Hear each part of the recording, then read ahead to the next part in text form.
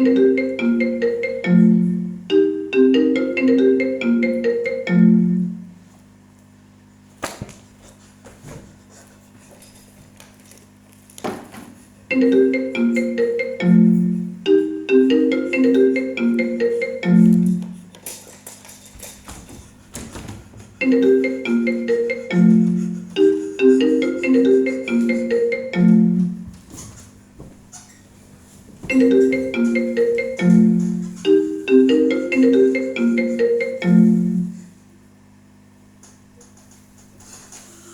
airborne di kepala saya. Setiap malam, setiap kali saya membuka buku-buku itu dan mencoba untuk khusyuk membaca, tiba-tiba terdengar suaranya. Ini terjadi sejak ayah membuat peraturan baru di rumah ini, melarang bermain handphone di malam hari. Ayah atau ibu, mereka bergantian seperti tentara jaga malam, akan datang ke kamar ini setiap 1 jam sekali untuk memastikan bahwa saya masih membaca buku sebelum pukul 10 atau 11 malam. Iya, waktu saya untuk tidur.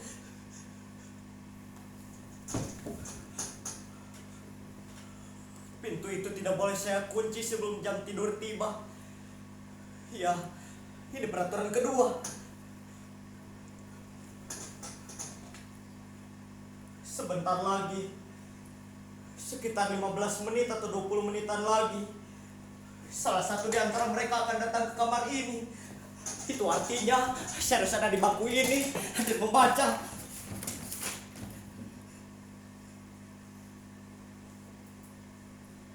Tapi sebelum hal itu terjadi, izinkan saya berbagi cerita kepada seluruh hadirin, baik yang menyaksikan secara langsung melihat nasib saya di kamar ini maupun melalui Zoom.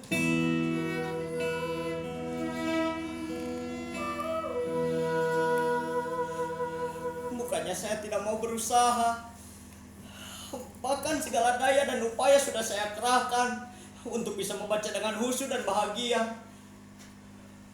Saya juga sudah memotivasi diri saya dengan berbagai nasihat yang saya ingat.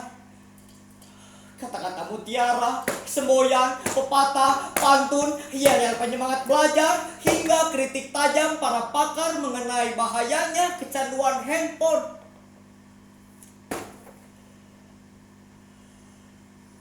Tapi herannya, hal-hal yang bisa dipakai orang untuk memotivasi diri tidak bisa membesarkan semangat dan gairah. Ya, saya membaca. Kalaupun berhasil, hanya 10 atau 15 menit saja, lalu menguap lagi. Apa? Saudara-saudara tidak percaya bahwa saya sedang menderita? Apa tidak terlihat beban derita dari wajah saya, dari sorot mata saya, dari suara getar saya, di seluruh tubuh saya ini? Ini bukan acting seperti pertunjukan monolog anak-anak SMA itu. Ya, ini real, nyata. Saya memang sedang menderita. Bahkan kalau penderitaan saya ini saya tuangkan ke dalam puisi, saya kira saudara-saudara tidak akan kuat membacanya tanpa menitikan air mata.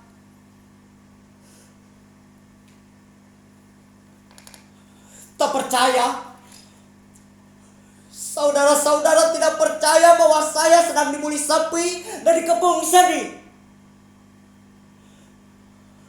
Baik, sekarang saya bertanya, siapakah di antara seluruh hadirin di sini yang mau dan mampu berpisah dengan apa yang telah menjadi hadirin sekalian masing-masing tanpa merasakan teraniaya dan rasa hampa? Tidak ada yang mampu, kan?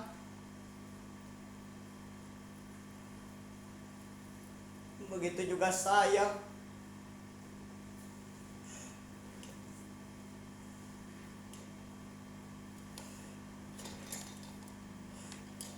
Sebuah handphone adalah sebagian terpenting bagi hidup kita.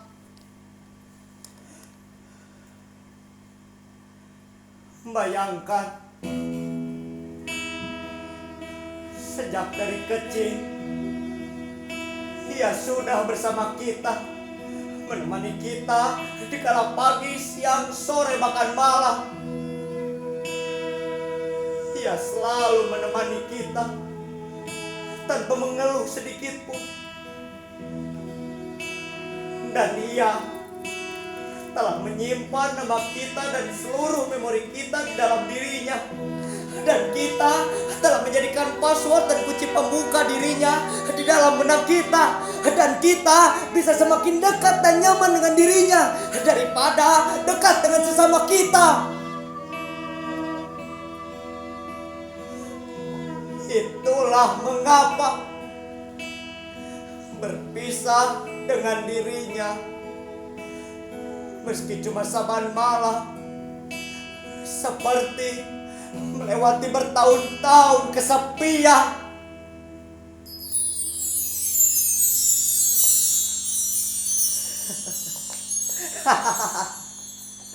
Sejak pertama saya mengerti membaca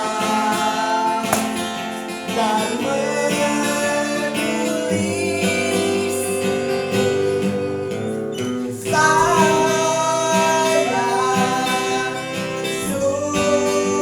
sudah menuliskan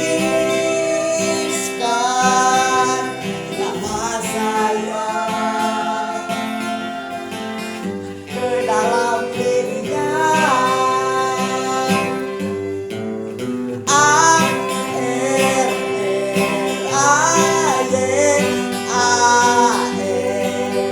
Arayan. Saya sempat berganti-ganti partner, ke satu handphone ke handphone lainnya. Tetapi apapun jenisnya, sikap mereka tetap sama, setia menemani dan melayani. Coba bandingkan dengan pergantian pemimpin. Bisa semakin baik atau mungkin bisa semakin anjlok mutunya.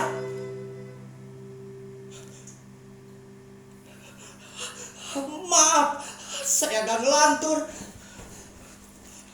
Maklumlah, orang yang sedang dikekang sepi dan rindu suka kemana-mana pikirannya. Jadi, bagaimana sekarang? Sudah cukup jelas bahwa saya sedang menderita.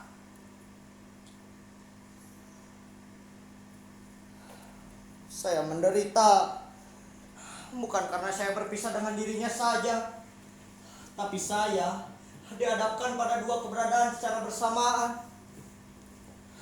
Ya, di satu sisi saya tahu ayah dan ibu menginginkan saya mempunyai prestasi dan maju dalam studi. Tapi di sisi lain, jiwa saya, kesadaran diri saya, seluruh diri saya, bahkan sejak kecil saya sudah terbiasa dekat dengan handphone. Bahkan saya juga sudah terbiasa tidur dengan adanya dia di dada saya seperti ini, atau persis di sisi saya. Tak mudah lagi bagi saya melewati hari, meski sesaat tanpa dia. Kadang kalau saya tak kuasa menanggung rindu padanya, saya ambil casingnya, saya dekatkan di dada saya seperti ini. Dan kadang saya juga teringat saat-saat dramatis kami, ketika ia menjadi lemah dan kritis. Saya dengan panik mencari tempat untuk menambah energinya.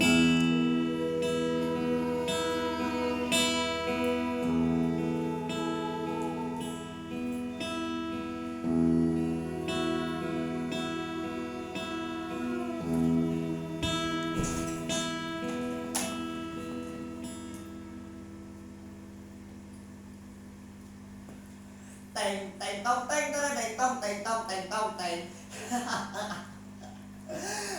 Tidak ada yang lebih membahagiakan selain mendengar suara renyah dan riangnya bertamasya mengunjungi situs-situs atau menikmati menu-menu lezat yang ia tawarkannya.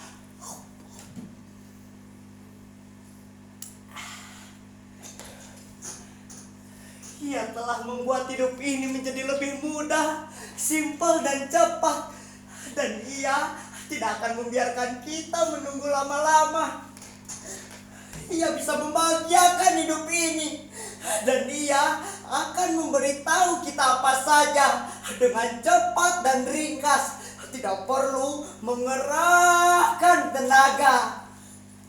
Bahkan kini, ia memiliki banyak sarana dan meminjam kesejahteraan kita dalam tempo sesingkat-singkatnya. Jadi, bagaimana saya bisa bersabar dan berlama-lama dengan buku-buku bisu itu untuk menata masa depan? Itu sangat menghabiskan waktu, tenaga, dan pikiran.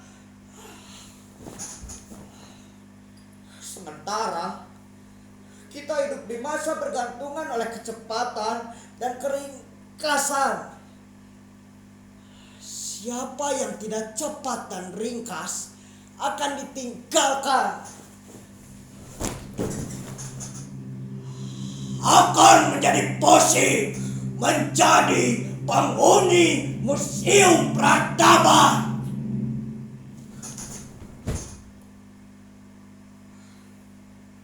Saya sebenarnya sudah hampir berhasil tidak bergantungan dekat dengan handphone, selain hal penting saja.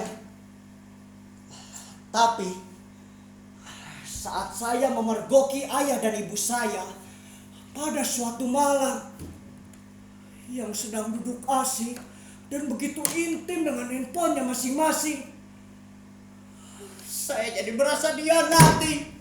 Bahkan kemampuan saya semakin berkurang untuk berpisah dengan dirinya. Bahkan kini ia ada di kepala saya, menjadi denyut seperti jantung saya. Saya sudah teramat mencintainya.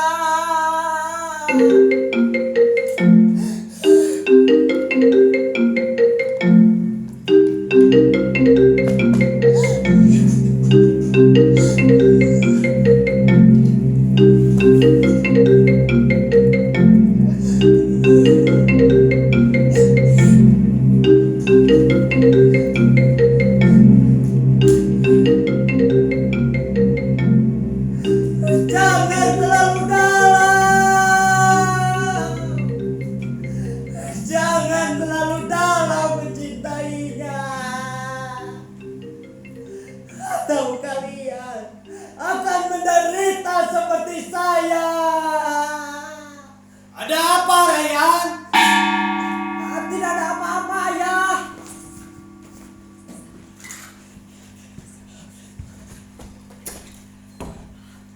Ryan baik-baik saja, ya.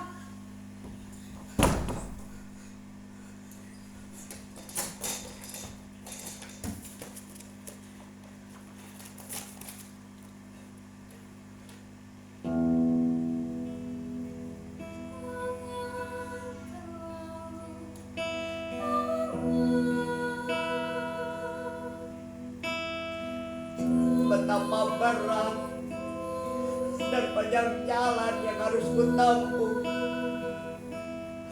Tapi inilah salah satu yang harus kulakukan untuk kembali pada kelahiranku.